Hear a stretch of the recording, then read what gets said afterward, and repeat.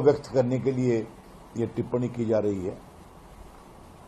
ममता जी ने कहा है कि जो बांग्लादेश में हो रहा है तो वो अपने दरवाजे खुले रखेंगी और किसी को भी बंगाल में आने देंगी। बांग्लादेश के लोग हमारे रवैया खटखटाएंगे तो जरूर शरण देंगे। आज के अखबार में भी Mamata will give shelter if anyone from Bangladesh knocks on our door. Mamata ji, आप वही हैं जिन्होंने सीएए के बारे में कहा था कि हम किसी भी हिंदू, सिख, पारसी या क्रिश्चियन शरणार्थी को जो हिंसा से पीड़ित होकर बंगाल में आएंगे उनको घुसने नहीं देंगी। ममता जी ने सीएए का हमेशा विरोध किया है, जबकि सीएए का कोई संबंध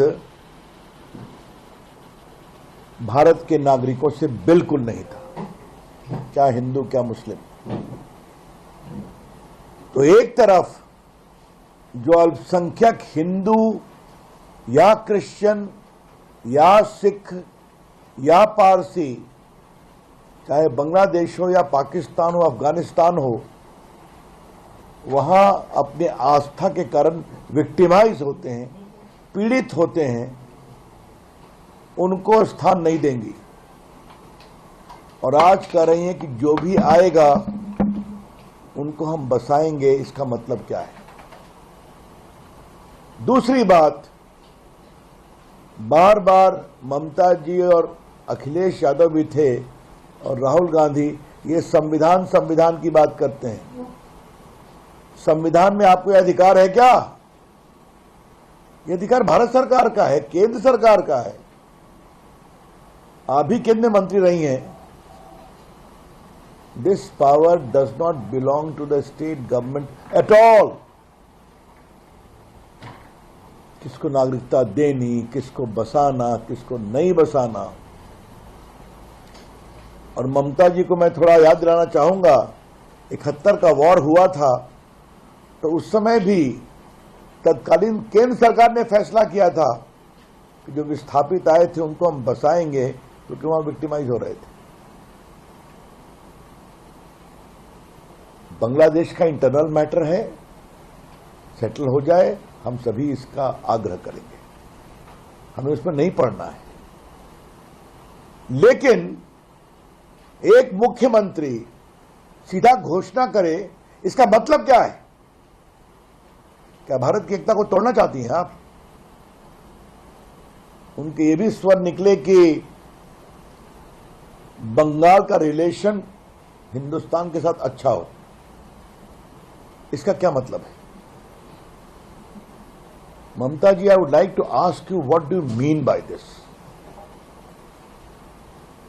जिस बंगाल ने रामकृष्ण परमहंस, विवेकानंद, रविन्द्रनाथ टैगोर, सुभाष चंद्र बोस ऐसे महान, बंकिम चंद्र चट्टोपाध्याय ऐसे लोगों को की जननी है, उन्हें देश में अलग जगाई,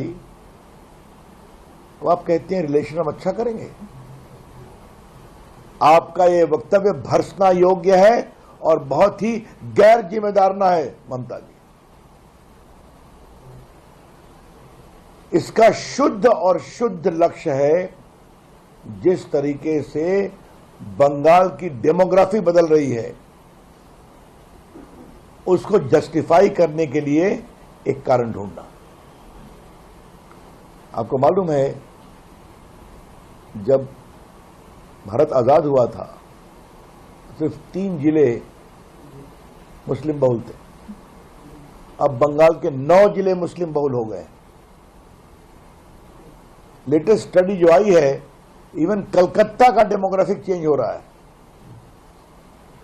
मैं स्वयं बंगाल कई बार मैंने दौरा किया है, मैंने देखा है जिले जिले आजकल बांग्लादेशी घुसपैठियों से, रोहिंग्या से भरे हुए हैं। कोई चिंता नहीं है देश की सुरक्षा की। और याद होगा एनआईए की प्रोब में आया है, कई आतंकवादी घटनाओं के जो मुख्य अभियुक्त या कॉन्स्पिरेटर्स होते हैं उनको कहां संरक्षण मिलता है? तो बंगाल में मिलता है। आपने देखा होगा, उनको गिरफ्तार करने में दिक्कत हुई, बहुत परेशानी हुई। लेकिन एक बड़ी चिंता की ओर आज देश का ध्यान बताना बहुत जरूरी है।